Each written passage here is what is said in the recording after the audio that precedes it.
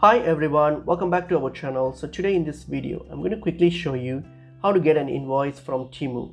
So let's get into the video. So firstly, open up Temu. So launch the Temu app and then log into your Temu account. So if you have an account, so log into your Temu account, you need to be logged in. So once I've logged in here, so what you're going to do, you're going to go to this U tab underneath, select the U tab, and then when you get to the U tab here, so now click on your orders. So when you click on your orders, this will display all the orders that you have made on your account. So just open it up. So now what you're going to do is you're going to simply open up or select the order that you want the invoice for. So for example, I have a refunded order here, so I'm just going to select that.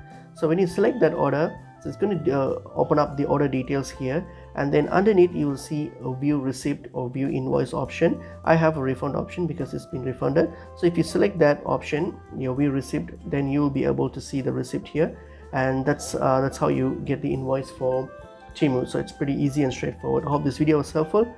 I'll see you in another video. Thank you.